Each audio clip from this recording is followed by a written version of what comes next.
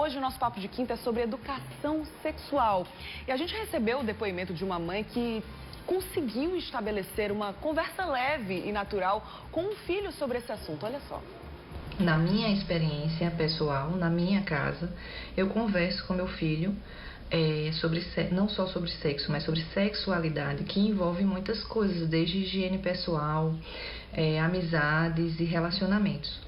Eu comecei a falar sobre sexo com meu filho, sobre sua sexualidade, a partir do momento que partiu dele o interesse, tá? Então, ali pelos 5, 6 anos, ele começou a perguntar como nasciam os bebês e como é que a pessoa ficava, como é que a mamãe ficava grávida, como é que nasce o bebê.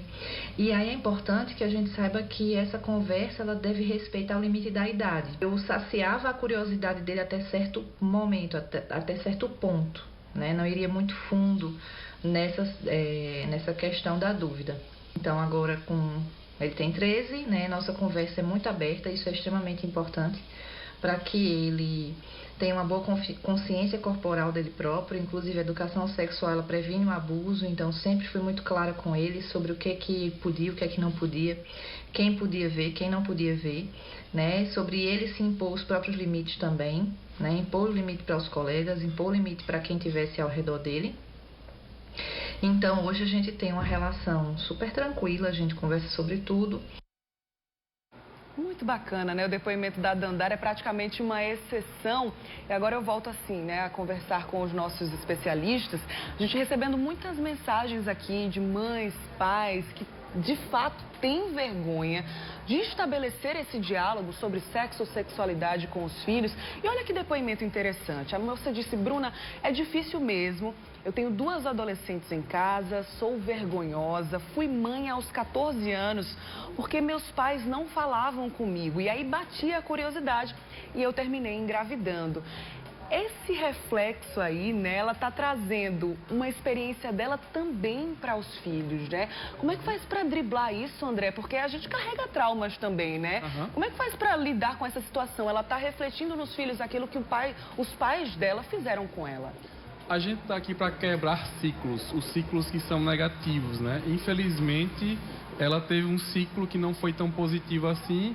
E com esse conhecimento da gente aqui, do quadro, o que ela pode ler, os nossos Instagrams, quem quiser acessar também pode ter muito conhecimento através de lá. E aí é importante, Bruno, dizer o seguinte: quanto mais conhecimento, melhor. Não existe isso, vai falar de sexo, então vai estimular. Não, isso é outro ponto. Quem fala sobre isso não entende o que está falando. Quanto mais conhecimento os pais passam, e se não puder passar, ou se não souber como passar, consulte um especialista que não tem problema nenhum, mas passe. Pense o seguinte: quanto menos conhecimento o seu filho tem, mais curiosidade ele vai ter ou ela vai ter, e a chance de fazer alguma coisa que vai ser ruim a longo prazo é muito maior. Pois é, né? Outras pessoas aqui perguntando, com quantos anos, acho que o doutor André até já falou sobre isso, né? Mas é bom a gente reforçar, né, doutora? Com quantos anos a minha filha deve ter para que eu comece a falar com ela sobre esse assunto? Existe uma idade padrão assim, doutora? Não existe uma idade padrão, Bruna. A gente vai começar de uma forma mais precoce, antes da puberdade, dos sinais das modificações hormonais no corpo, quando a criança já fala, ela vai questionar, ou ela vai ter algum comportamento demonstrando que ela tem uma certa curiosidade. E a gente não vai deixar ela só curiosa, a gente vai deixar ela educada, né? Então, se ela nos traz isso mais cedo, sim. Se não, naquela primeira consulta na ginecologia ou no pediatra, né? Se for os meninos, ele vai trazer para aquelas primeiras avaliações e o profissional vai trazer. Eu costumo atender muitas mães acompanhando as filhas e já na recepção eu falo: olha, sua mãe pode participar da nossa consulta? Daí é muito importante porque eu sei o quanto de relacionamento existe entre mãe e filha. E daí eu digo, eu acho interessante que ela seja nossa amiga. E dentro do consultório eu já digo, olha, aqui nós 3 podemos falar de tudo. E a minha função com a sua mãe é estar junto de você para tudo. E quando o André toca assim no empoderar, o empoderar é criar consciência com responsabilidade do ato. Não é fazer com que haja um impulsionamento para a ação, mas a responsabilidade do agir. E os nossos filhos cada vez mais nos surpreendem. Eu tenho 2 filhos adolescentes, de 15 e 17 anos. E com eles eu fiz a mesma coisa. Se traz algum assunto, vai. Hoje estão na idade de 15, 17 anos, não tiveram namoros ainda. E algumas vezes eu digo, você olha para alguma menina? Você olha para algum menino? Para que eu esteja e como canal. O importante é a gente mostrar-se disponível para o diálogo. E para aquele pai e aquela mãe que não consegue, dizer assim, olha, vamos conversar com isso. Que tal com uma pessoa que entende mais disso e conversa com isso? Marca com um especialista. Pois é, o profissional aí nesse caso tem papel fundamental também. Ainda falando sobre o diálogo, de diversas formas aqui, recebendo mensagem como falar, de que forma abordar esse assunto. E assim, eu acho que não existe um padrão também com relação a essa conversa, né, André? Mas eu acho que o medo que esses pais têm, ou até das próprias crianças, dos adolescentes, é do julgamento, né? Quando esse pai, essa mãe conversa sem julgar, eu acredito que esse diálogo fica muito mais natural, mais leve até, né? Ah, mas com certeza, com certeza. As crianças, os adolescentes têm medo que o pai e a mãe vai pensar, por que tá perguntando isso? Já quer Ai, fazer, meu Deus, já quer né? fazer, exatamente. Uhum. Não, e é só uma curiosidade muitas vezes. Então, você tocou num ponto fundamental, Bruna. Pais e mães, falem, ouçam sem julgamento os seus filhos e filhas, porque aí eles vão se sentir mais seguros para falar mais vezes mais coisas. Então, quanto mais diálogo, quanto mais for aberto esse canal, como a Andrea falou muito bem, melhor para todo mundo. Entendi. Muitos relatos legais aqui no nosso WhatsApp.